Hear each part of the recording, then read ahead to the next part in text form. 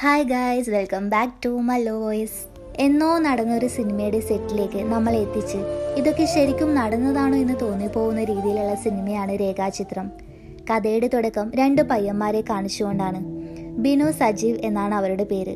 ബിനു പറയും, ചേട്ടാ എൻ്റെ ചാച്ചൻ ഇന്നലെ സിനിമയിൽ അഭിനയിച്ചല്ലോ, നീ ഒന്ന് പോയടാ, ഞാൻ കണ്ടതല്ലേ എന്ന് ബിനു വീണ്ടും പറഞ്ഞു. എന്താ കണ്ടതെന്ന് സജീവ് ചോദിച്ചപ്പോൾ കുറേ ആൾക്കാർ ഒരു പെൺകുട്ടിയെ ഒരു പായയിൽ പൊതിഞ്ഞു കൊണ്ടുപോകുന്നതായാണ് കാണിക്കുന്നത്. അവിടെ സീൻ കട്ടായി നമ്മുടെ കഥാനായകനായ വിവേകിനെ കാണിക്കുന്നു. വിവേക് ഒരു പോലീസ് ഓഫീസറാണ്. എന്നാൽ ഡ്യൂട്ടിക്കിടെ റമ്മി കളിച്ചതുകൊണ്ട് ആളിപ്പോൾ സസ്പെൻഷനിലാണ്. അവൻ്റെ അച്ഛനാണ് കുട്ടിക്കാലത്തെ അവനെ റമ്മി കളിപ്പിച്ച് ശീലിപ്പിച്ചത്. അതുകൊണ്ട് തന്നെ അച്ഛന് ഇതിൽ പരാതിയൊന്നുമില്ലായിരുന്നു. വിവേകിന്റെ ഭാര്യ ആളൊരു ജേർണലിസ്റ്റാണ്. അവള് തന്നെയാണ് ഈ വാർത്ത പുറത്തുവിട്ടതും. അങ്ങനെ സസ്പെൻഷനൊക്കെ കഴിഞ്ഞ് വിവേകിനെ വീണ്ടും സെൻസിറ്റീവ് കേസുകളൊന്നുമില്ലാത്ത മലക്കപ്പാറ എന്ന സ്റ്റേഷനിലേക്ക് ട്രാൻസ്ഫർ ചെയ്യുകയാണ്. അവിടെ ആവുമ്പോൾ കുറച്ച് അട്ടകടിയൊക്കെ കൊണ്ട് അവൻ്റെ സ്വഭാവം മാറിക്കോളുമെന്ന് മേലുദ്യോഗസ്ഥന്മാർ പറയുന്നു. അങ്ങനെ വിവേക് മലക്കപ്പാറ സ്റ്റേഷനിലേക്ക് പോവുകയാണ്. ഇതേ നേരം രാജേന്ദ്രൻ എന്നൊരാളെ കൂടി കാണിക്കുന്നു. ഓവറായി മദ്യപിച്ചത് കാരണം ആളുടെ കരള് വരെ അടിച്ചു പോയിരിക്കുന്നു. അങ്ങനെ ഒരു ദിവസം അയാൾ മദ്യക്കുപ്പിയുമായി തൻ്റെ ഡ്രൈവറെയും കൂട്ടി ഒരു കാടിനുള്ളിലേക്ക് പോവുകയാണ്. ഡ്രൈവറോട് ഉള്ളിലേക്ക് വരണ്ട എന്ന് പറഞ്ഞ് അയാൾ തനിച്ച് കാടിൻ്റെ ഉള്ളിലേക്ക് എന്തോ ലക്ഷ്യം വെച്ച് നടന്നു പോവുകയാണ്. അങ്ങനെ ഒരു മരത്തിനവിടെ എത്തിയപ്പോൾ മദ്യക്കുപ്പിയുമായി അവിടെ ഇരിക്കുകയും ഫേസ്ബുക്ക് ലൈവ് ഓപ്പൺ ചെയ്തു വെച്ച് സംസാരിക്കുകയാണ്. ഞാനിപ്പോൾ ഇവിടെ ഇരുന്ന് എന്താ പറയാൻ പോകുന്നത് എന്നായിരിക്കുമല്ലേ നിങ്ങൾ ആലോചിക്കുന്നത്? എന്നെക്കുറിച്ച് തന്നെയാണ്. പണത്തിൻ്റെ പിന്നാലെ പോയി സ്വന്തം ആരോഗ്യവും കുടുംബവും സമാധാനവും സന്തോഷവും എല്ലാം നഷ്ടപ്പെടുത്തിയ എന്നെക്കുറിച്ച്. ഒരുപാട് പണം ഉണ്ടാക്കി, പക്ഷെ ഒരു കാര്യവും ഉണ്ടായില്ല. കാരണം ഒരു ജീവന്റെ വിലയെങ്കിലും എനിക്ക് കൈപ്പറ്റാതിരിക്കാമായിരുന്നു. പക്ഷെ ഞാനത് കൈപ്പറ്റി. ശേഷം 1985 നടന്ന ഒരു ഫ്ലാഷ് ബാക്ക് കാണിക്കുകയാണ്.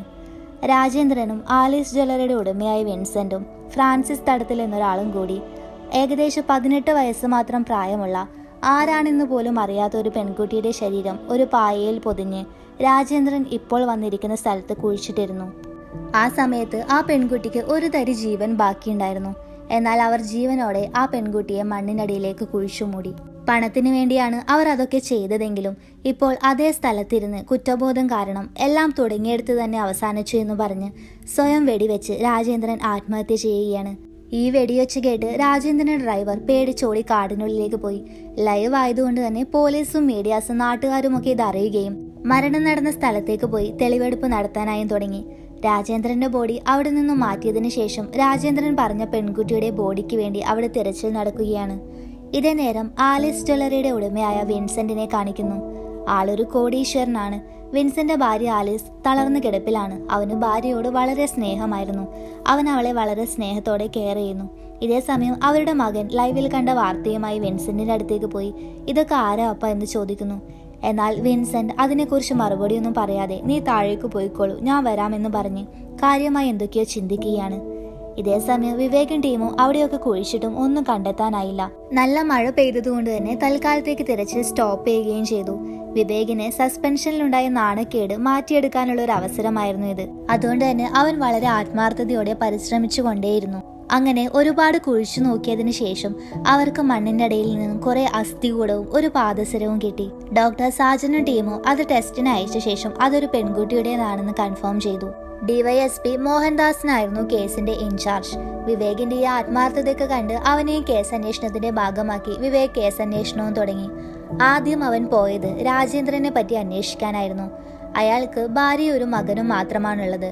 എന്നാൽ അയാൾ ഭാര്യയുമായി സെപ്പറേറ്റഡ് ആണ്. അയാളുടെ ക്യാഷ് കണ്ടിട്ടായിരുന്നു ആ പെൺകുട്ടിയുടെ അച്ഛൻ രാജേന്ദ്രനെ കൊണ്ട് കല്യാണം കഴിപ്പിച്ചത്. മകനും വർഷങ്ങളായി അയാളുമായി യാതൊരു ബന്ധവുമില്ല. 1985 രാജേന്ദ്രൻ എവിടെയാണെന്ന് എപ്പോഴെങ്കിലും പറഞ്ഞിരുന്നു എന്ന് വിവേക് അയാളുടെ ഭാര്യയോട് ചോദിക്കുകയാണ്. പഴയ കാര്യങ്ങളൊന്നും തന്നെ അയാൾ പറഞ്ഞിരുന്നില്ല എന്ന് ഭാര്യയും മറുപടി പറഞ്ഞു. രാജേന്ദ്രനെ പറ്റി ഏകദേശം ഐഡിയ കിട്ടിയ ശേഷം വിവേക് പോയത് രാജേന്ദ്രൻ പറഞ്ഞ രണ്ടാമത്തെ ആളായ ഫ്രാൻസിസ് തടത്തിലിനെ പറ്റി അന്വേഷിക്കാനായിരുന്നു. പേര് മാത്രമല്ലേ രാജേന്ദ്രൻ പറഞ്ഞിരുന്നുള്ളൂ. അതുകൊണ്ട് തന്നെ ആ പരിസരത്തുള്ള എല്ലാ ഫ്രാൻസിസ്മാരെയും കണ്ടെത്തുകയും അവരുമായി സംസാരിക്കുകയും ചെയ്തു. എന്നാൽ ഈ കേസുമായി ബന്ധം തോന്നുന്ന ആരെയും അവർക്ക് കണ്ടെത്താൻ സാധിച്ചില്ല. അങ്ങനെ വിവേക് അവന്റെ ലിസ്റ്റിലുള്ള അവസാനത്തെ ഫ്രാൻസിസ് തടത്തിലിനെ കാണാനായി പോയി. എന്നാൽ അയാളുടെ വീട്ടിൽ അയാളുടെ മകൻ മാത്രമേ ഉണ്ടായിരുന്നുള്ളൂ. അച്ഛൻ അങ്കമാലിയിലുള്ള ഒരു ഹോസ്പിറ്റലിൽ ചികിത്സയിലാണെന്നും പറഞ്ഞു. അതുകൊണ്ട് തന്നെ വിവേക് അടുത്ത വഴിയായി 1985 കാലഘട്ടത്തിൽ കാണാതായതും മരണപ്പെട്ടതും തട്ടിപ്പ് നടത്തി മുങ്ങിയതുമായ പല പെൺകുട്ടികളുടെയും ഡീറ്റെയിൽസ് എടുത്ത് കിട്ടിയ പാദസരവുമായി അവരുടെയൊക്കെ വീട്ടിലേക്ക് പോയി ആരെങ്കിലും ആ പാദസരം ഐഡന്റിഫൈ ചെയ്യുന്നുണ്ടോ എന്ന് ശ്രമിച്ചു. എന്നാൽ ആരും തന്നെ ആ പാദസരം തിരിച്ചറിഞ്ഞില്ല.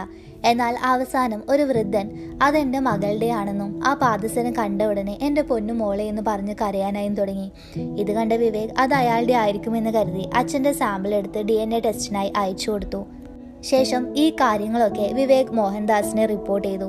കൂടാതെ രാജേന്ദ്രൻ പല സ്ഥലങ്ങളിലും പല ജോലിയും ചെയ്ത് ജീവിച്ചതായിരുന്നു. പക്ഷേ വളരെ പെട്ടെന്നാണ് അയാൾ സാമ്പത്തികമായി വളർന്നതെന്ന് വിവേക് മോഹൻദാസിനോട് പറഞ്ഞു. ഇതൊക്കെ കേട്ട മോഹൻദാസ്, അടുത്തതായി നീ രാജേന്ദ്രൻ പറഞ്ഞ ആലീസ് ജ്വല്ലറിയുടെ ഉടമയായ വിൻസെന്റിനെ കാണാനായി പോകണമെന്നും വിൻസെന്റിന്റെ ഒരു ബന്ധുവിനെ നമ്മൾ ലൊക്കേറ്റ് ചെയ്തിട്ടുണ്ടെന്നും അവരുമായി ഒന്ന് സംസാരിക്കണമെന്നും ആവശ്യപ്പെട്ടു. ഇതേ നിർദ്ദേശപ്രകാരം വിവേക് അവരെ കാണാനായി പോയി. 84-85 മറ്റാണ് അവൻ ബോംബെയിലേക്ക് പോയത്. പക്ഷേ അതിനും ഒരു 10-12 വർഷം മുന്നെയാണ് അവന്റെ അപ്പൻ അവനെയും അവന്റെ അമ്മയെ ഉപേക്ഷിച്ചു പോയത്. അവന്റെ അമ്മ പാലം പണിയാൻ പോകുന്നവർക്ക് കഞ്ഞി വെച്ചു കൊടുത്താണ് അവർ ജീവിച്ചിരുന്നത്. വിൻസെന്റ് ഒരു ബിഷപ്പിന്റെ കൂടെ അൾത്താര ബാലനായി നിന്നിരുന്നു. ആ സമയത്ത് പള്ളിയിലേക്ക് വന്ന ബിഷപ്പിന്റെ കൂടെ അവൻ കട്ടെടുത്തു. ഇത് കണ്ട ബിഷപ്പ് എന്തിനാണത് മോഷ്ടിച്ചതെന്ന് ചോദിച്ചപ്പോൾ പഠിക്കാൻ പോവാൻ കയ്യിൽ കുടയില്ലാത്തത് കൊണ്ടാണ് എന്നായിരുന്നു അവൻ മറുപടി പറഞ്ഞത്. അവൻ പഠിക്കാൻ വളരെ മിടുക്കനായതുകൊണ്ട് തന്നെ ബിഷപ്പ് അവനെക്കുറിച്ച് കൂടുതലൊക്കെ ചോദിച്ചറിഞ്ഞതിന് ശേഷം അവനെ നല്ലൊരു സ്ഥാപനത്തിലേക്ക് പറഞ്ഞു വിട്ടു. അവിടെ നിന്ന് പഠിച്ച് എല്ലാം കഴിഞ്ഞതിന് ശേഷം അവൻ ബോംബെയിലേക്ക് പോയെന്നും അവിടെ വെച്ച് ആലീസ് എന്നൊരു പെൺകുട്ടിയെ കണ്ട് കല്യാണം കഴിച്ച് കച്ചവടവും തുടങ്ങി. അതിനുശേഷമുള്ള വിൻസെന്റിനെ കേരളത്തിലെ എല്ലാവർക്കും ഇപ്പോൾ അറിയാലോ എന്നും ആ സ്ത്രീ അവനോട് പറയുകയാണ്. ഈ വിൻസെന്റ് 1985 കാലഘട്ടത്തിൽ മലക്കപ്പാറയിൽ താമസിച്ചതായി നിങ്ങൾക്ക് അറിയാമോ എന്ന് വിവേക് അവരോട് ചോദിച്ചു. അവൻ പഠിച്ചതൊക്കെ പല സ്ഥലങ്ങളിലായിരുന്നു. പക്ഷെ സാർ ഈ പറഞ്ഞ കാലഘട്ടത്തിലാണ് അവനെന്തോ പിടിവള്ളി കിട്ടിയത്. അതിനുശേഷമാണ് അവൻ വലിയ ഉയർച്ചയിലേക്ക് എത്തിയതെന്നും മാത്രം എനിക്കറിയാമെന്ന് ആ സ്ത്രീ പറഞ്ഞു. ആ വാക്കുകൾ വിവേകിന്റെ ഉള്ളിൽ എന്തൊക്കെയോ സംശയങ്ങൾ ഉണ്ടാക്കി. ശേഷം വിൻസെന്റിനെ സ്റ്റേഷനിലേക്ക് വിളിപ്പിക്കുകയും ചോദ്യം ചെയ്യുകയും ചെയ്തു.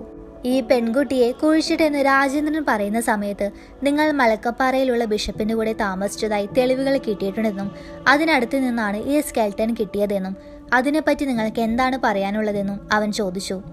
പിതാവാണ് എന്നെ പഠിപ്പിച്ചത്. പ്രായമായ അദ്ദേഹത്തിന് ഒരു സഹായി ആവശ്യമുണ്ടായിരുന്നു. അതുകൊണ്ടാണ് ഞാൻ അദ്ദേഹത്തിന്റെ കൂടെ നിന്നതെന്ന് വിൻസെന്റ് മറുപടി പറഞ്ഞു.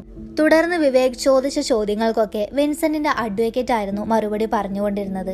ഇത് കണ്ട് ദേഷ്യം വന്ന വിവേക് മോഹൻദാസിനോട് പറയുന്നു, സാർ, ഈ പ്രായപൂർത്തിയായവരുടെ സ്റ്റേറ്റ്മെന്റ് എടുക്കുമ്പോൾ കുടുംബക്കാരെയും വക്കീലിനെയും ഒക്കെ ഒപ്പം ഇരുത്തിക്കാനുള്ള നിയമമുണ്ടോ? പ്രതിയെ ചോദ്യം ചെയ്യുന്നത് കാണാൻ പറ്റുന്ന രീതിയിലേ അഡ്വക്കേറ്റ് ഇരിക്കാൻ പാടുള്ളൂ, അല്ലാതെ കേൾക്കാൻ പറ്റുന്ന ദൂരത്തല്ല എന്നും വിവേക് പറഞ്ഞു. എന്നാൽ ഇത് കേട്ട അഡ്വക്കേറ്റ് കുഴിച്ചിട്ടത് ആരെയാണെന്ന് പോലും പറഞ്ഞ ആ കള്ളുകൂടിയനായ രാജേന്ദ്രന് പോലും അറിയില്ലെന്ന് പറഞ്ഞ് കേസിന്റെ ഗതി മാറ്റാനായി ശ്രമിച്ചു. എന്തായാലും അയാൾ പറഞ്ഞതിൽ പകുതിയും സത്യമാണെന്ന് അസ്ഥികൂടം കിട്ടിയപ്പോൾ മനസ്സിലായില്ലേ. ബാക്കി കൂടി സത്യമാണോ എന്ന് നമുക്ക് നോക്കാമെന്ന് വിവേക് നല്ല ധൈര്യത്തോടെ മറുപടി പറഞ്ഞു. ശേഷം വിൻസെന്റും അഡ്വക്കേറ്റും അവിടെ നിന്ന് പോവുകയും വിൻസെന്റ് പുറകിലേക്ക് തിരിഞ്ഞ് വിവേകിനെ എന്തോ അർത്ഥം വെച്ച് തറപ്പിച്ചു നോക്കുകയും ചെയ്തു. എന്നാൽ ഇതേ നേരത്തായിരുന്നു വിവേക് DNA സാമ്പിൾ മാച്ച് ചെയ്യാൻ കൊടുത്തതിന്റെ റിസൾട്ട് വരുന്നത്. എന്നാൽ ആ സാമ്പിൾ മാച്ച് ആയില്ല. അതറിയിക്കാനായി പോലീസ് അന്ന് കണ്ട വൃദ്ധനെ വിളിച്ചു. അപ്പോഴാണ് അയാൾ മരണപ്പെട്ടു എന്നുള്ള കാര്യം പോലീസുകാർ അറിയുന്നത്. ആ വഴിയും അടഞ്ഞതുകൊണ്ട് വിവേക് അടുത്ത വഴി കണ്ടെത്തുന്നതായി വീട്ടിലേക്കെത്തി ഫയലുകളൊക്കെ പരിശോധിക്കുകയാണ്. ആ സമയത്താണ് ചന്ദ്രപ്പൻ എന്നൊരാൾ ആ കാലഘട്ടത്തിൽ ഒരു പെൺകുട്ടി തട്ടിപ്പ് നടത്തി മുങ്ങിയെന്നതിന്റെ പേരിൽ കേസ് കൊടുത്തതായി കാണുന്നത്. ഉടനെ തന്നെ ആ സ്റ്റേഷനിലേക്ക് ചെന്ന് ഫയലുകളൊക്കെ എടുത്തു നോക്കിയെങ്കിലും ഒരുപാട് വർഷമായതുകൊണ്ട് തന്നെ എല്ലാം മാഞ്ഞു പോയിരുന്നു. ശേഷം വിവേക് പല വഴിയിലൂടെയും ചന്ദ്രപ്പനെ പറ്റി അന്വേഷിക്കുകയും അയാളുടെ അഡ്രസ് കണ്ടുപിടിച്ച് അയാളുടെ വീട്ടിലേക്ക് പോയി ഈ കാര്യം അന്വേഷിക്കുകയും ചെയ്തു. ചന്ദ്രപ്പൻ പണ്ട് സിനിമയിലേക്കുള്ള ജൂനിയർ ആർട്ടിസ്റ്റിനെ എത്തിച്ചു കൊടുക്കുന്ന ജോലിയായിരുന്നു. ആ കാലഘട്ടത്തിലാണ് രേഖ എന്നൊരു പെൺകുട്ടി വന്ന് എന്നെ മമ്മൂട്ടിയുടെ നായികയാക്കാമെന്ന് ചോദിക്കുന്നത്. അതേ സമയത്ത് തന്നെയായിരുന്നു കാതോട് കാതോരം എന്ന മൂവിയുടെ ഷൂട്ടിംഗ് അതിരപ്പള്ളി മലക്കപ്പാറ ഭാഗത്ത് നടക്കുന്നത്. ഒരു പാട്ട് സീനിൽ മമ്മൂട്ടിയുടെ കൂടെ നിന്ന് പാടാനായി കുറച്ച് പെൺകുട്ടികളെ വേണമെന്ന് ഭരതേട്ടൻ എന്നെ വിളിച്ചു പറഞ്ഞുവെന്നും അതുകൊണ്ട് അവളെയും ഞാൻ കൂടെ കൂട്ടിയെന്നും പറഞ്ഞു.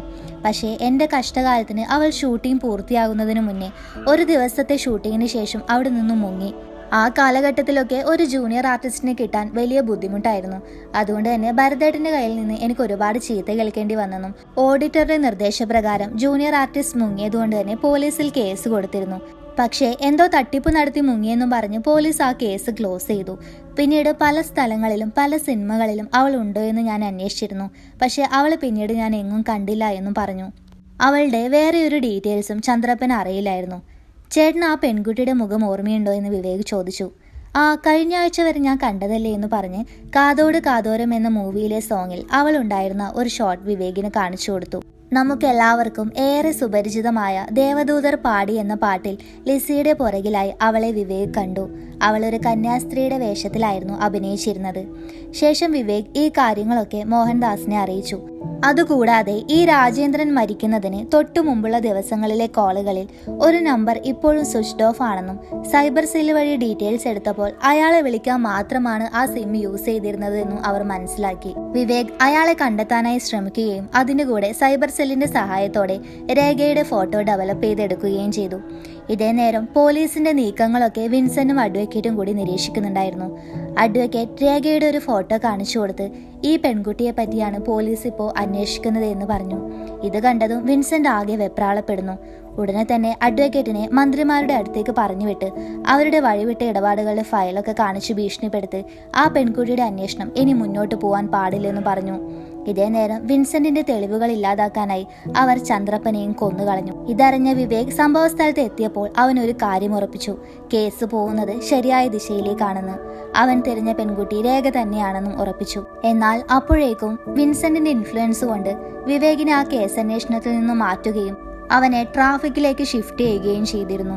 കേസ് അന്വേഷണം CBIക്ക് കൈമാറുകയും ഓഫീസേഴ്സ് ഡോക്ടറുടെ അടുത്ത് വന്ന് രേഖയുടേതെന്നും കരുതുന്ന അസ്ഥികളും പാദസരവും എല്ലാം എടുത്തു കൊണ്ടുപോവുകയും ചെയ്തു. ഇത് കണ്ട് വിവേകിനൊട്ടും സഹിക്കാൻ പറ്റിയില്ല. ഇതുവരെ കണ്ടെത്തിയ തെളിവുകളൊക്കെ അവർ നശിപ്പിച്ചു. ആകെയുണ്ടായിരുന്ന തെളിവുകളായിരുന്നു ഈ സ്കെൽറ്റും പാദസരവും. അതും അവർ എടുത്തുകൊണ്ടുപോയിരിക്കുന്നു. ഇതൊക്കെ കൊണ്ട് വിഷമിച്ചു നിൽക്കുന്ന വിവേകിനെ ഡോക്ടർ ആശ്വസിപ്പിക്കുകയും ഇതുവരെ നീ കണ്ടെത്തിയ കാര്യങ്ങൾ മാത്രമേ അവർക്ക് എടുത്തു കൊണ്ടുപോകാൻ പറ്റൂ. ഇനി പറ്റില്ലല്ലോ, നീ കേസ് അന്വേഷണവുമായി മുന്നോട്ട് പോകണമെന്നും ആ പെൺകുട്ടിക്ക് നീതി വാങ്ങിക്കൊടുക്കണമെന്നും ഡോക്ടർ അവനോട് പറഞ്ഞു. ആ വാക്കുകൾ കേട്ട് അവൻ വീണ്ടും അന്വേഷണത്തിനായി പുറപ്പെട്ടു. ആ സമയത്താണ് കാതോട് കാതോരം എന്ന മൂവിയുടെ ലൊക്കേഷനിലുണ്ടായിരുന്ന റിപ്പോർട്ടറെ അവൻ പരിചയപ്പെടുന്നത്. ആളിപ്പോൾ ഒരു യൂട്യൂബ് ചാനൽ നടത്തുകയാണ്. കാതോട് കാതോരം എന്ന മൂവി ഷൂട്ട് ചെയ്യുന്ന സമയത്ത് അയാൾ മമ്മൂട്ടിയെ ഇന്റർവ്യൂ ചെയ്യാനായി ആ ലൊക്കേഷനിലേക്ക് പോയിരുന്നു. എന്നാൽ കുറെ നേരത്തെ കാത്തിരിപ്പിന് ശേഷമായിരുന്നു മമ്മൂട്ടി അങ്ങോട്ടേക്ക് വന്നത്. വന്ന ഉടനെ മമ്മൂട്ടിയുടെ ഇരിപ്പും ഭാവമൊന്നും അയാൾക്ക് ഇഷ്ടമാവാത്തതുകൊണ്ട് തന്നെ അയാൾ മമ്മൂട്ടിക്ക് ഇഷ്ടമാവാത്ത രീതിയിലുള്ള ഒരു ചോദ്യം ചോദിക്കുകയും അത് ഇഷ്ടമാവാത്തത് കൊണ്ട് തന്നെ മമ്മൂട്ടി ദേഷ്യപ്പെട്ട് അവിടെ നിന്ന് എഴുന്നേറ്റ് പോവുകയും ചെയ്തു. ഇതേ നേരം അയാളുടെ കൂടെ ഉണ്ടായിരുന്ന ക്യാമറാമാനോട് മമ്മൂട്ടിയുടെ ഫോട്ടോ എടുക്കാനായി പറഞ്ഞ് ആ ഫോട്ടോയും മോശപ്പെട്ട വാർത്തകളും വെച്ച് അയാൾ അത് മാസികയിൽ പ്രചരിപ്പിക്കുകയും ചെയ്തു. എന്നാൽ അയാൾ അന്നെടുത്ത ഫോട്ടോയിൽ മമ്മൂട്ടിക്കടുത്തായി രേഖയുടെ ചിത്രം പതിഞ്ഞിരുന്നു. രേഖയുടേത് മാത്രമല്ല, അവളുടെ തൊട്ടടുത്തായി വേറെ ഒരു കന്യാസ്ത്രീയുടെ രൂപവും പതിഞ്ഞിരുന്നു. വിവേക് ഉടനെ തന്നെ അവന്റെ അച്ഛനെ വിളിച്ച് ആ ഫോട്ടോ അയച്ചു കൊടുക്കുകയും കാതോട് കാതോരം എന്ന മൂവി ഫുള്ളായി കാണാൻ പറഞ്ഞ് അതിൽ അങ്ങനെ ഒരു കന്യാസ്ത്രീ ഉണ്ടായിരുന്നു എന്ന് നോക്കാനായും പറഞ്ഞു. അച്ഛൻ സിനിമ കണ്ടതിന് ശേഷം അവനെ തിരിച്ചു വിളിക്കുകയും അങ്ങനെ ഒരു സ്ത്രീ ആ സിനിമയിൽ ഇല്ല എന്നും പറഞ്ഞു. ഇത് കേട്ട വിവേക് ആ ഫോട്ടോ സൂക്ഷിച്ചു നോക്കിയതിനു ശേഷം ആ സ്ത്രീ സിനിമയിൽ അഭിനയിക്കാൻ വന്നതല്ല എന്നും അവർ ധരിച്ചിരിക്കുന്ന കൊന്തയും ഉടുപ്പുമെല്ലാം വ്യത്യാസമുണ്ടെന്നും അവർ ശരിക്കും ഒരു കന്യാസ്ത്രീയാണെന്നും മനസ്സിലാക്കി. ശേഷം അവരെ പറ്റി അന്വേഷിച്ച് കണ്ടുപിടിച്ചതിന് ശേഷം അവരുള്ള പള്ളിയിലേക്ക് പോവുകയാണ്. അവിടെ എത്തി ആ പഴയ ഫോട്ടോ അവർക്ക് കാണിച്ചു കൊടുത്ത് ആ കുട്ടിയെ അറിയാമോ എന്ന് ചോദിച്ചു. സിസ്റ്റർ ആ ഫോട്ടോ കണ്ട ഉടനെ രേഖയല്ലേ എന്ന് പറഞ്ഞു. ഇത്രയും വർഷമായിട്ടും അവളെ സിസ്റ്റർ ഓർത്തിരിക്കണമെങ്കിൽ അതിലെന്തെങ്കിലും കാര്യമുണ്ടാവുമല്ലോ. സിനിമയിൽ മാത്രമല്ല, ജീവിതത്തിൽ അവൾ മികച്ചൊരു നടിയായിരുന്നു എന്ന് അവർ പറഞ്ഞു. ശേഷം അവർക്ക് ഓർമ്മയുള്ള കാര്യങ്ങളൊക്കെ അവർ വിവേകിനോട് പറയുകയാണ്. അന്ന് ആ സിസ്റ്റർ ഉണ്ടായിരുന്ന പള്ളിയുടെ തൊട്ടടുത്തായിരുന്നു കാതോട് കാതോരം എന്ന മൂവിയുടെ ഷൂട്ടിംഗ് നടക്കുന്നത്. അവരത് ജനാലയിലൂടെ കാണുകയും മമ്മൂട്ടിയെ കാണാനായി പോകാനുള്ള ആഗ്രഹവും ഉണ്ടായിരുന്നു. എന്നാൽ മദർ വഴക്കു പറയുമെന്ന് പേടിച്ച് അവർ അങ്ങോട്ടേക്ക് പോയില്ല. ഇതേ നേരം രേഖയും ജൂനിയർ ആർട്ടിസ്റ്റായി അങ്ങോട്ടേക്ക് വന്നിരുന്നു. അപ്പോഴാണ് മമ്മൂട്ടി എത്തിയെന്ന് പറയുന്നത് കേട്ട് എല്ലാവരും വളരെ ആവേശത്തോടെ മമ്മൂട്ടിയെ കാണാനായി ഓടുന്നത്. രേഖയ്ക്കും മമ്മൂട്ടി ചേട്ടൻ എന്ന് വെച്ചാൽ ജീവനായിരുന്നു. അവളും തിരക്കി പിടിച്ച് മമ്മൂട്ടി ചേട്ടനെ കാണാനായി ഓടുമ്പോഴാണ് അവൾക്ക് ഷൂട്ടിങ്ങിനായി കൊടുത്ത കന്യാസ്ത്രീയുടെ വേഷം കീറുന്നത്. അവളാകെ ടെൻഷൻ അടിച്ച് ഷൂട്ടിംഗ് ലൊക്കേഷനിലുള്ള ടൈലറെ കണ്ട് അത് തുന്നിത്തരാമോ ചേട്ടാ എന്ന് ചോദിച്ചു. എന്നാൽ അയാൾക്കാണെങ്കിൽ ഒരുപാട് പണി ബാക്കിയായതുകൊണ്ട് തന്നെ ഒന്ന് പോയേ കൊച്ചെന്ന് പറഞ്ഞ് അവളോട് ദേഷ്യപ്പെട്ട് അവിടെ നിന്ന് ഓട്ടിച്ചു. ഇനി എന്ത് ചെയ്യുമെന്ന് കരുതി അവൾ ആകെ ടെൻഷൻ അടിച്ച് ചുറ്റും നടക്കുമ്പോഴാണ് തൊട്ടടുത്തായി കുറെ കന്യാസ്ത്രീകളെ അവൾ കാണുന്നത്. അവൾ ഉടനെ തന്നെ അങ്ങോട്ടേക്ക് ഓടിപ്പോയി എന്നെ ഒന്ന് സഹായിക്കാമോ എന്ന് പറഞ്ഞ് നടന്ന കാര്യങ്ങളൊക്കെ പറഞ്ഞു. അതുകേട്ട സിസ്റ്റർ ഉടുപ്പൊക്കെ ഞാൻ തരാമെന്നും പക്ഷേ അതിനു പകരമായി എനിക്ക് മമ്മൂട്ടിയെ പരിചയപ്പെടുത്തി തരണമെന്നും പറഞ്ഞു. എന്നാൽ രേഖ തന്നെ ആദ്യമായിട്ടായിരുന്നു ഒരു ഷൂട്ടിങ്ങിന് വരുന്നത്. അവൾ മമ്മൂട്ടിയെ പോലും നേരിട്ട് കണ്ടിട്ട് തന്നെ ഇല്ലായിരുന്നു. എന്നാലും ഉടുപ്പ് കിട്ടുന്നതിനായി അവൾ വെറുതെ കളവ് പറയുകയാണ്. പിന്നെന്താ, ഞാൻ പരിചയപ്പെടുത്തി തരാലോ, വേണമെങ്കിൽ ഒരു ഓട്ടോഗ്രാഫും വാങ്ങാം എന്നും പറഞ്ഞ് ഉടുപ്പ് വാങ്ങി അവിടെ നിന്ന് പോയി. ശേഷം അവൾ അങ്ങനെ പ്രാക്ടീസ് ചെയ്തുകൊണ്ട് നിൽക്കുന്ന സമയത്താണ് സിസ്റ്റർ അങ്ങോട്ടേക്ക് വരുന്നതും രേഖ അത് കണ്ട് അവരോട് സംസാരിക്കാനായി പോവുകയും ചെയ്തു. മമ്മൂട്ടി ഇപ്പോൾ ബിസി ആയിരിക്കുമെന്നും ഷൂട്ടിലായിരിക്കുമെന്നും പറഞ്ഞ് അവൾ എസ്കേപ്പ് ആവാൻ നോക്കുമ്പോഴാണ് ഒരാൾ വന്ന് എന്തുടുപ്പാ നീ ഇട്ടിരിക്കുന്നേ, ഇതിന്റെ കളർ മാത്രമേ ഉള്ളൂ വെള്ള, ഇതിന്റെ സ്റ്റിച്ചൊക്കെ മാറ്റമാണെന്നും പറഞ്ഞ് അവളോട് ദേഷ്യപ്പെട്ട് അവൾ അവിടെ നിന്ന് കൂട്ടിപ്പോയി. ശേഷം ഡ്രസ്സൊക്കെ ചേഞ്ച് ചെയ്ത് വന്ന അവളെ സിസ്റ്റർ കണ്ടപ്പോൾ നിനക്ക് കന്യാസ്ത്രീ വേഷം നന്നായി ചേരുന്നുണ്ടല്ലോ എന്ന് പറഞ്ഞു. എനിക്ക് എല്ലാ വേഷവും ചേരുമല്ലോ, അതാണ് ഒരു നല്ല നായികയുടെ ലക്ഷണമെന്നും അവൾ പറഞ്ഞു. നീ വലിയ നായികയാവുമോ? ആവും സിസ്റ്റർ, അതിനായി കഷ്ടപ്പാടൊക്കെ. എനിക്ക് മമ്മൂട്ടി ചേട്ടൻ്റെ നായികയാവണമെന്നും ഞാൻ മമ്മൂട്ടി ചേട്ടന് ഒരുപാട് കത്തൊക്കെ എഴുതാറുണ്ടല്ലോ എന്നും അവൾ പറഞ്ഞു. അവളുടെ സംസാരം കേട്ട് സിസ്റ്റർക്ക് അവളെ നല്ല ഇഷ്ടമായിരുന്നു. എന്നാൽ ആ സമയത്താണ് ഒരാൾ അങ്ങോട്ടേക്ക് വന്ന് അവൾ ഇട്ട മാല മാറിപ്പോയതിന് അവളെ നല്ല പോലെ വഴക്കു പറയുന്നത്. ജൂനിയർ ആർട്ടിസ്റ്റിനോടൊക്കെ ഇങ്ങനെയാണ് എല്ലാവരും പെരുമാറാറ്.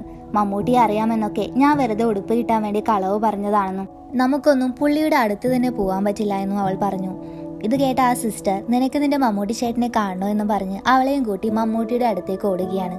ഇതേ നേരം മമ്മൂട്ടി നേരത്തെ കാണിച്ച റിപ്പോർട്ടറുമായി ഇന്റർവ്യൂയിലായിരുന്നു.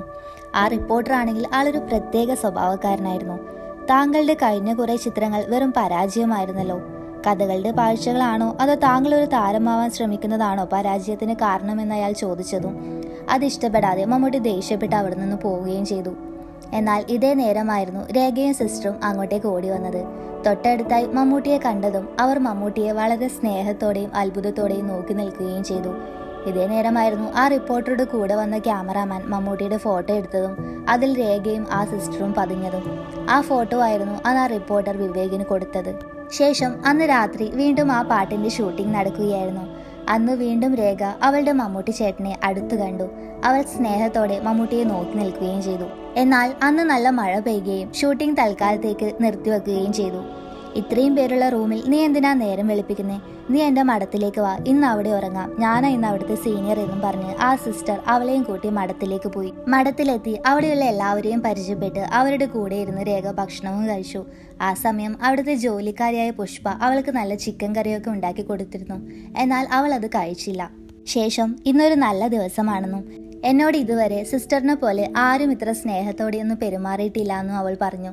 ശേഷം അവൾ ഉറങ്ങാനായി കിടന്ന് സിസ്റ്റർ താഴേക്ക് പോവുകയും ചെയ്തു. അങ്ങനെ പിറ്റേ ദിവസം രാവിലെയായി. എന്നാൽ ആ സമയത്തായിരുന്നു ആശുപത്രി പണിയാനായി കിട്ടിയ പണവും സ്വർണത്തിന്റെ തിരുരൂപങ്ങളും കാണാതായെന്ന് അവിടെയുള്ള എല്ലാവരും അറിയുന്നത്. രേഖയും അവിടെ കാണുന്നില്ലായിരുന്നു. അതുകൊണ്ട് തന്നെ രേഖ അതൊക്കെ മോഷ്ടിച്ച് കടന്നു കളഞ്ഞതാണെന്ന് എല്ലാവരും കരുതി. ഒരു പരിചയവുമില്ലാത്ത പെൺകുട്ടിയെ മഠത്തിൽ കയറ്റി താമസിപ്പിച്ചതിന് മോഷണത്തിന്റെ പഴി മുഴുവൻ ആ സിസ്റ്ററും കേട്ടു. ഇതൊക്കെ കേട്ടുനിന്ന വിവേക് ആണെങ്കിൽ ഇത്രയും വലിയ മോഷണം നടന്നിട്ടും എന്തുകൊണ്ടാണ് പോലീസിൽ കേസ് കൊടുക്കാഞ്ഞത് എന്ന് ചോദിച്ചു. നന്നായി ചാരിറ്റബിൾ ആക്ടിവിറ്റീസ് ചെയ്യുന്ന ഒരു ചർച്ചായിരുന്നു നമ്മളുടേത്. ഇത്രയും ഇറസ്പോൺസിബിൾ ആയിട്ടാണ് ഡൊണേഷൻ മണിയൊക്കെ ഡീൽ ചെയ്യുന്നതെന്ന് പുറത്തറിഞ്ഞാൽ അത് ഫ്യൂച്ചർ ഡൊണേഷൻസിനെ ബാധിക്കുമെന്നും സിസ്റ്റർ മറുപടി പറഞ്ഞു. ഇതൊക്കെ കേട്ടുനിന്ന വിവേക് ആണെങ്കിൽ ഈ കേസിന് ഇങ്ങനെ ഒരു എൻഡിങ് ആവുമെന്ന് തീരെ പ്രതീക്ഷിച്ചിരുന്നില്ല. ശേഷം വിവേക് അന്ന് അവരുടെ കോൺവെന്റിൽ സിസ്റ്ററുടെ കൂടെ ഉണ്ടായിരുന്ന ആൾക്കാരെ പറ്റിയൊക്കെ ചോദിച്ചറിയുകയാണ്. കുറെ പേരൊക്കെ മരണപ്പെട്ടിരുന്നു. പിന്നെ അവിടെ ഉണ്ടായിരുന്ന ജോലിക്കാരിയായ പുഷ്പ മദറിന്റെ ഭരണം സഹിക്കാൻ വയ്യാതെ അവിടെ നിന്ന് നാട് വിട്ടുപോയി. പിന്നെ ഉണ്ടായത് ക്ലീനിങ്ങിനായി വരുന്ന തങ്കമ്മ ചേച്ചിയും ബേബി ചേട്ടനുമാണ്. പക്ഷെ അവരും മരണപ്പെട്ടു. എന്നാൽ അവർക്ക് ബിനു എന്നൊരു മകനുണ്ടെന്നും അവൻ ഇപ്പോഴും ജീവിച്ചിരിപ്പുണ്ടെന്നും പറഞ്ഞ് അവന്റെ അഡ്രസ്സും കൊടുത്തു. ആ അഡ്രസ്സ് നോക്കിയപ്പോഴാണ് വിവേകിനൊരു കാര്യം ഓർമ്മ വരുന്നത്. രാജേന്ദ്രൻ മരണപ്പെടുന്നതിന് മുന്നേ അയാളെ വിളിക്കാനായി മാത്രം സജീവ് എന്നൊരാൾ ഒരു ഫോൺ യൂസ് ചെയ്തതായി പറഞ്ഞില്ലേ? അയാളുടെയും ഈ ബിനുവിന്റെയും ലൊക്കേഷൻ സെയിം ആയിരുന്നു. അതുകൊണ്ട് തന്നെ അവർ തമ്മിൽ എന്തെങ്കിലും കണക്ഷൻ ഉണ്ടാവുമെന്ന് വിവേകിന് തോന്നി. അവൻ ഉടനെ തന്നെ അവർ രണ്ടുപേരെയും കണ്ടുപിടിക്കുകയും ചെയ്തു. അവൻ കരുതിയതുപോലെ രണ്ടുപേരും ഒരുമിച്ച് തന്നെ ഉണ്ടായിരുന്നു. കഴിഞ്ഞ മാസം നിന്റെ ഈ രാജേന്ദ്രന്റെ ഫോൺ ഒരേ സമയത്ത് ചെറുതന ടവറിന്റെ പരിസരത്തുണ്ടായെന്നും എന്താ പരിപാടി എന്ന് ചോദിച്ചു. അതുകൂടാതെ അയൽക്കൂട്ടത്തിലെ കടമൊക്കെ തീർത്ത് നീ സ്വർണമൊക്കെ തിരിച്ചെടുത്തു അല്ലേ? ഇതിനൊക്കെയുള്ള പണമൊക്കെ എവിടുന്നാ കിട്ടിയത് എന്ന് ചോദിച്ചു. വിവേകിനെ അവർ ഭയപ്പെട്ടതുകൊണ്ട് തന്നെ രാജേന്ദ്രൻ തന്നതാ സാറേ, ഒരു രഹസ്യം പുറത്തു പറയുമെന്ന് ഭീഷണിപ്പെടുത്തിയത് കൊണ്ടാണ് എന്ന് പറഞ്ഞു. എന്ത് രഹസ്യമെന്ന് വിവേക് ചോദിച്ചു. ഇവന്റെ ചാച്ചനും രാജേന്ദ്രനും കൂടി ഒരു പെൺകുട്ടിയെ പായയിൽ പൊതിഞ്ഞു കൊണ്ടുപോകുന്നത് ഇവൻ കണ്ടിരുന്നു. അന്ന് ആ പെണ്ണാരാണെന്ന് അവൻ ചോദിച്ച സമയം കാതോട് കാതോരം എന്ന സിനിമയിൽ അഭിനയിച്ചതാണെന്നും അതിന്റെ ഷൂട്ടിംഗ് ആണെന്നായിരുന്നു അവന്റെ ചാച്ചൻ അവനോട് പറഞ്ഞത്. അന്ന് ആ സിനിമയിൽ അവന്റെ ചാച്ചനെ കാണാനായി ഞങ്ങൾ ആ സിനിമ ഫുൾ കണ്ടു. പക്ഷേ അങ്ങനെ ഒരു സീൻ അതിൽ കണ്ടില്ലായിരുന്നു. അങ്ങനെ വലുതായപ്പോഴാണ് അങ്ങനെ ഒരു സീൻ ആ സിനിമയിൽ ഇല്ല എന്ന് തന്നെ മനസ്സിലായത്. അതുകൊണ്ട് തന്നെ അവർക്ക് എന്തൊക്കെയോ സംശയം തോന്നി. ചാച്ചന് കുറച്ച് കള്ള് കൊടുത്ത് സത്യം പറയിക്കുകയും ചെയ്തു. കള്ള് കുടിച്ച് ലക്ക് കേട്ട അയാൾ പണത്തിനായി ഒരു പെൺകുട്ടിയെ കുഴിച്ചിട്ടെന്നും കൂടെയുണ്ടായ ആൾക്കാരുടെ പേരും പറഞ്ഞു.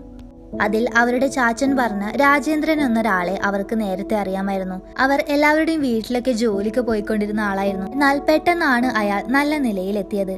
ഇത് മനസ്സിലാക്കിയ ബിനുവും സജീവും കൂടി അയാളെ ഭീഷണിപ്പെടുത്തി അയാളുടെ കയ്യിൽ നിന്നും പണം തട്ടിയെടുക്കാനായിരുന്നു പഴയ ഫോൺ വാങ്ങി യൂസ് ചെയ്ത് അയാളെ വിളിച്ചിരുന്നത്. ഇതെല്ലാം കേട്ടുനിന്ന വിവേക് മോഹൻദാസിനെ വിളിക്കുകയും ഈ കാര്യങ്ങളൊക്കെ പറഞ്ഞു. എന്നാൽ കേസ് അന്വേഷണം ഇപ്പോ നമ്മുടെ ചുമതലയല്ലല്ലോ, അതുകൊണ്ട് തന്നെ അവരിപ്പോ നമുക്ക് കസ്റ്റഡിയിൽ എടുക്കാൻ പറ്റില്ലെന്ന് പറഞ്ഞു. സാർ SP-യോടൊന്ന് സംസാരിച്ചു നോക്ക്, അവരെ നമുക്ക് തെളിവിനായി കോടതിയിൽ ഹാജരാക്കാൻ പറ്റുമെന്നും പറഞ്ഞു. എന്നാൽ പിറ്റേ ദിവസം ആയപ്പോഴാണ് വിവേക് ഒരു കാര്യം കേട്ട് ഞെട്ടുന്നത്. ബിനുവും സജീവും മരണപ്പെട്ടിരിക്കുന്നു. ഇതറിഞ്ഞ വിവേകിന് ആകെ ഭ്രാന്ത് പിടിക്കുന്ന ഒരു അവസ്ഥയിലായിരുന്നു. അവൻ കണ്ടെത്തിയ തെളിവുകളെല്ലാം വിൻസെന്റും ടീമും കൂടി നശിപ്പിച്ചുകൊണ്ടേയിരിക്കുകയാണ്. എന്നാലും രേഖ ആരെന്ന് കണ്ടുപിടിക്കാനുള്ള വാശി വിവേകിനുണ്ടായിരുന്നു. അതുകൊണ്ട് തന്നെ അവൻ വീണ്ടും കാതോട് കാതോരം എന്ന സിനിമ ലൊക്കേഷനിൽ നിന്ന് കിട്ടിയ എല്ലാ ഫോട്ടോയും എടുത്തു വെച്ച് നോക്കുകയാണ്. ആ സമയത്താണ് ഒരു പയ്യന്റെ ഫോട്ടോ കണ്ട് വിവേക് ഞെട്ടുന്നത്. സിനിമയുടെ തുടക്കത്തിൽ കുറെ ഫ്രാൻസിസുമാരെ പറ്റി അന്വേഷിച്ച് വിവേക് നടന്നിരുന്നല്ലോ. എന്നാൽ ഒരു വീട്ടിൽ പോയ സമയത്ത് അച്ഛൻ ഇവിടെ ഇല്ല എന്നും ട്രീറ്റ്മെന്റിനായി അങ്കമാലിയിൽ പോയിരിക്കുകയാണെന്നും ഒരു പയ്യൻ പറഞ്ഞിരുന്നല്ലോ. ആ പയ്യന്റെ മുഖവും ഇപ്പൊ വിവേക് കണ്ട ഫോട്ടോയും ഒരുപോലെ ഉണ്ടായിരുന്നു. ഉടനെ തന്നെ വിവേക് ആ ഫ്രാൻസിസിന്റെ വീട്ടിലേക്ക് ഒന്നുകൂടി പോയി. ട്രീറ്റ്മെന്റിനായി പോയ ഫ്രാൻസിസ് ഇപ്പൊ തിരിച്ച് വീട്ടിലേക്ക് എത്തിയിരിക്കുന്നു.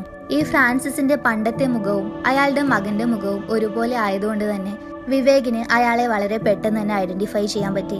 1985 കാതോട് കാതോരം എന്ന സിനിമയുടെ ലൊക്കേഷനിൽ വെച്ച് നിങ്ങൾ പോലും അറിയാതെ നിങ്ങൾ ഉൾപ്പെട്ട ഒരു ഫോട്ടോ ആണിതെന്ന് പറഞ്ഞ് വിവേക് ആ ഫോട്ടോ അയാൾക്ക് നേരെ നീട്ടി. ആദ്യം കളവ് പറഞ്ഞ് പിടിച്ചു നിൽക്കാൻ നോക്കിയെങ്കിലും വിവേക് എല്ലാം അറിഞ്ഞിട്ടാണ് അങ്ങോട്ടേക്ക് വന്നതെന്ന് മനസ്സിലാക്കിയ ഫ്രാൻസിസ് സത്യങ്ങളൊക്കെ തുറന്നു പറയുകയാണ്. ശേഷം കഥയുടെ ഫ്ലാഷ് ബാക്കിലേക്ക് പോവുകയാണ്. അതിലൂടെ രേഖയ്ക്ക് എന്താണ് സംഭവിച്ചതെന്നുള്ള കാര്യം കാണിക്കുകയാണ്. എല്ലാം തുടങ്ങി വെച്ചത് വക്കച്ചനും പുഷ്പവുമാണ്. വിശ്രമ ജീവിതത്തിന് മലക്കപ്പാറയിലേക്ക് വന്ന ബിഷപ്പിന്റെ സഹായത്തിനായി കൂടെ വന്ന ആളായിരുന്നു വക്കച്ചൻ, അതായത് ഇന്നത്തെ വിൻസെന്റ്. പുഷ്പം അവിടുത്തെ അന്തേവാസിയും. അവിടെ വെച്ചാണ് അവർ പരിചയപ്പെടുന്നത്. ഒരു ദിവസം പള്ളിയിൽ കൊണ്ടുവന്ന ഡൊണേഷൻ തുക എടുത്തു വെക്കാനായി ബിഷപ്പ് വക്കച്ചനെ ഏൽപ്പിച്ചു. എന്നാൽ അതിൽ നിന്നും കുറച്ച് പണം അവൻ പോക്കറ്റിലാക്കുകയും ചെയ്തു. ഇത് കണ്ടുനിന്ന പുഷ്പം അവനെ തന്നെ നോക്കി. അവൻ അതിൽ നിന്ന് കുറച്ച് തുക അവൾക്കും കൊടുത്തു. ഇയാള് ബിഷപ്പിന്റെ ബ്രദർ ആണോ? അവൾ ചോദിച്ചു. ബ്രദർ ഒന്നുമല്ല, ചെറുപ്പത്തിലെ പഠിക്കാനായി കൂടെ കൂടിയതാണ്. ഇനി കുറച്ച് ക്യാഷൊക്കെ ആക്കി എങ്ങോട്ടെങ്കിലും പോകണമെന്ന് അവൻ പറഞ്ഞു. പണമുണ്ടാക്കാൻ ഞാൻ സഹായിക്കാം, പക്ഷെ എന്നെ കൂടി കൊണ്ടുപോകണമെന്ന് പുഷ്പ പറഞ്ഞു. ചെറുപ്പത്തിലെ അമ്മയും അച്ഛനും നഷ്ടപ്പെട്ട് മഠത്തിൽ വളർന്ന അവൾക്ക് അവിടെ നിന്നും പുറത്തു കടക്കാനും പുതിയ ജീവിതം നയിക്കാനും ഒരു തുണ ആവശ്യമായിരുന്നു. അങ്ങനെ എല്ലാത്തിനും കൂടെ നിൽക്കുന്ന ഒരാളെ അവൾ വക്കച്ചനിൽ കണ്ടെത്തി. അങ്ങനെ അവർ ഒന്നിച്ച് മഠത്തിലെ കുരുമുളകും റബ്ബർ ഷീറ്റും ഏലവും എല്ലാം മോഷ്ടിക്കാനായി തുടങ്ങി. എന്നാൽ ഒരു ദിവസം മഠത്തിലെ കുടിക്കിടപ്പുകാരനായ ബേബി ഇത് കണ്ടുപിടിക്കുകയും അയാൾക്ക് പണം കിട്ടുമെന്നുള്ളതിനാൽ അയാളും അതിന് കൂട്ടുനിൽക്കുകയും ചെയ്തു. ഇതേ നേരം ഇതുകൊണ്ടൊന്നും മതിയാവാത്ത പുഷ്പം മഠത്തിലെ മറ്റു പല വസ്തുക്കളും മോഷ്ടിക്കാനായി പ്ലാൻ ചെയ്തു. മഠത്തിലേക്ക് ഒരുപാട് തുക ഡൊണേഷനായി വരുമായിരുന്നു. ഒരുപാട് സ്വർണത്തിന്റെ തിരുരൂപങ്ങളും ഉണ്ടായിരുന്നു. അതൊക്കെ മോഷ്ടിക്കാനായി അവൾ പ്ലാൻ ചെയ്തു. അങ്ങനെ ഒരു ദിവസം പുഷ്പ കോൺവെന്റിൽ ആരുമില്ലാത്ത സമയം നോക്കി ഡൊണേഷൻ തുക വെക്കുന്ന അലമാരയുടെ താക്കോൽ ഒരു സോപ്പിൽ പതിപ്പിക്കുകയും അത് വക്കച്ചനും ബേബിയും കൂടി ഒരു കൊല്ലനെ ഏൽപ്പിക്കുകയും ചെയ്തു. എന്നാൽ ആ കൊല്ലൻ ഈ ഫ്രാൻസിസിന്റെ പരിചയക്കാരനായിരുന്നു. അത് സാധാരണ ഒരു പെട്ടിയുടെ താക്കോലല്ലെന്ന് ആ കൊല്ലൻ ഫ്രാൻസിസിനോട് പറഞ്ഞിരുന്നു. എല്ലാം ഒരു ദിവസം എടുത്ത് കടന്നു കളഞ്ഞാൽ അവരാണത് മോഷ്ടിച്ചതെന്നും അവരെ അന്വേഷിച്ച് പോലീസ് വരുമെന്ന് ഉറപ്പുള്ളതിനാൽ അവർ അതിനു പറ്റിയൊരു ദിവസത്തിന് വേണ്ടി വെയിറ്റ് ചെയ്തിരിക്കുകയായിരുന്നു. അതേ സമയത്താണ് രേഖയും കൂട്ടി ആ സിസ്റ്റർ അവരുടെ മഠത്തിലേക്ക് വരുന്നത്. ഒരു രാത്രി തങ്ങാൻ വേണ്ടി മാത്രം ഒരു പെൺകുട്ടി മഠത്തിലേക്ക് വരുന്നത് കൊണ്ട് തന്നെ അവരുടെ പ്ലാൻ അന്ന് നടപ്പിലാക്കാൻ അവർ തീരുമാനിച്ചു. ഇതേ നേരം വക്കച്ചനും ബേബിയും കൂടി വളരെ പരവേശത്തിൽ ഒരു വണ്ടിയുമായി അങ്ങോട്ടും ഇങ്ങോട്ടും പോകുന്നത് ഫ്രാൻസിസ് ശ്രദ്ധിക്കുന്നുണ്ടായിരുന്നു. എന്നാൽ ഇതേ സമയം പുഷ്പയാണെങ്കിൽ അന്ന് രാത്രി വന്ന രേഖയ്ക്ക് ചിക്കൻ കറിയിൽ സ്ലീപ്പിംഗ് പിൽസ് കലർത്തി അവളെ മയക്കി കിടത്താനായിരുന്നു കരുതിയിരുന്നത്. എന്നാൽ അവൾ ചിക്കൻ കറി കഴിക്കാത്തത് കൊണ്ട് തന്നെ ആ പ്ലാൻ നടന്നില്ല. അതുകൊണ്ട് തന്നെ അവൾ ഉറങ്ങിക്കിടക്കുന്ന സമയം അവളുടെ റൂമിലേക്ക് പോയി അവളെ കഴുത്ത് ഞെരിച്ചു കൊല്ലുകയും ചെയ്തു. നല്ല മഴയായതുകൊണ്ട് തന്നെ രേഖയുടെ ശബ്ദം പുറത്തേക്ക് കേട്ടില്ലായിരുന്നു. ആ സമയത്ത് അവിടേക്ക് വന്ന വക്കച്ചനോട് പുഷ്പ പറഞ്ഞു, ഇവളെ ഞാൻ കൊന്നു തന്നിട്ടുണ്ട്, എനിക്ക് ഒഴിച്ചിടേണ്ട കടമ നിന്റെയാണെന്ന് പറഞ്ഞു. എന്നാൽ ഇതേ നേരം രാജേന്ദ്രനും ഫ്രാൻസിസും മഠത്തിനടുത്തുകൂടെ നടന്നു പോവുകയായിരുന്നു. ആ സമയത്താണ് മഠത്തിന്റെ വഴിക്കരികെ വക്കച്ചന്റെ വണ്ടി നിർത്തിയിട്ടിരിക്കുന്നത് അവർ കാണുന്നത്. അവർ ഉള്ളിലേക്ക് കയറി നോക്കിയപ്പോഴാണ് വക്കച്ചനും ബേബിയും കൂടി എന്തോ കനത്തിലുള്ള സാധനം എടുത്തു കൊണ്ടുവരുന്നതായി കാണുന്നത്. മദറില്ലാത്ത തക്കം നോക്കി എന്തോ മോഷ്ടിക്കാനുള്ള പരിപാടിയാണെന്ന് കരുതി അവർ അകത്തേക്ക് കയറി നോക്കിയപ്പോഴാണ് അവിടെ അനക്കമില്ലാത്തൊരു പെൺകുട്ടിയെ അവർ കാണുന്നത്. പെട്ടെന്ന് തന്നെ അവിടെ നിന്ന് പോവാനായി നോക്കിയെങ്കിലും ബേബി അവരെ തടഞ്ഞു. നിങ്ങൾ ഇതൊക്കെ പുറത്തു പറഞ്ഞാൽ നിങ്ങളും ഇതിനൊക്കെ കൂടെ ഉണ്ടായിരുന്നു എന്ന് ഞങ്ങൾ പറയുമെന്ന് പറഞ്ഞു ഭീഷണിപ്പെടുത്തി. എന്നാൽ ഇതൊക്കെ കേട്ടിട്ടും വരാൻ മടിച്ച രാജേന്ദ്രനെ ഇവരെല്ലാവരും കൂടി വീണ്ടും ഭീഷണിപ്പെടുത്തി. അവളെ കൊന്നത് നീയാണെന്ന് പറയുമെന്നും അതിനൊരു സാക്ഷി എന്റെ കയ്യിലുണ്ടെന്നും വക്കച്ചൻ പറയുന്നത് കേട്ട് രാജേന്ദ്രൻ വേറെ നിവർത്തിയില്ലാതെ അതിന് കൂട്ടുനിൽക്കുകയാണ്. അങ്ങനെ അവരെല്ലാവരും കൂടി ആ പെൺകുട്ടിയെ കുഴിച്ചിട്ടു. അന്ന് കുഴിച്ചിട്ട പെൺകുട്ടി ആരാണെന്ന് അന്നും ഇന്നും എനിക്കറിയില്ലെന്നും പിന്നീട് കുറെ മാസങ്ങൾക്ക് ശേഷം ബേബിയെ കണ്ടപ്പോഴാണ് അന്ന് മഠത്തിൽ നടന്ന കാര്യങ്ങളൊക്കെ ബേബി എന്നോട് പറഞ്ഞിരുന്നതെന്നും ഫ്രാൻസിസ് വിവേകിനോട് പറഞ്ഞു. അവിടെ സീൻ കട്ടായി. പിന്നെ കാണിക്കുന്നത് ഹോസ്പിറ്റലിൽ വയ്യാതായി കിടക്കുന്ന ആലീസിനെയാണ്. ആലിസിന്റെ അടുത്തേക്ക് ഒരു നഴ്സ് ബൊക്കയുമായി വന്ന് ആലീസിന്റെ കയ്യിലേക്ക് കൊടുത്തു. അവരത് വളരെ സന്തോഷത്തോടെ വാങ്ങുകയും ചെയ്തു. എന്നാൽ അതിലെ കുറിപ്പ് വായിച്ചതും അവൾ ആകെ ഒന്ന് ഞെട്ടി ആകെ ശ്വാസം മുട്ടുന്ന അവസ്ഥയിലാവുകയാണ്. ഇത് കണ്ടു നിന്ന വിൻസെന്റ് പെട്ടെന്ന് അവളുടെ അടുത്തേക്ക് പോയി ആ ബൊക്കയിൽ എഴുതിയ കുറിപ്പ് വായിച്ചു നോക്കുകയാണ്. എത്രയും പെട്ടെന്ന് സുഖമാവട്ടെ പുഷ്പ എന്നായിരുന്നു അതിൽ എഴുതിയിരുന്നത്.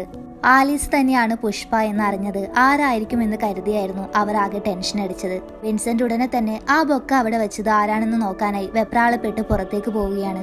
ആ സമയത്താണ് വിവേകിനെ പുറത്ത് കാണുന്നത്. ഇത് കണ്ട് വിൻസെന്റ് വിവേകിനെ അത്ഭുതത്തോടെ നോക്കി. വിവേകാണെങ്കിൽ നിങ്ങൾക്കുള്ള പണി പുറകെ വരുന്നുണ്ട് എന്നുള്ള ഭാവത്തിൽ അയാളെ തറപ്പിച്ചു നോക്കി അവിടെ നിന്ന് നല്ല സ്റ്റൈലായി നടന്നു പോവുകയും ചെയ്തു.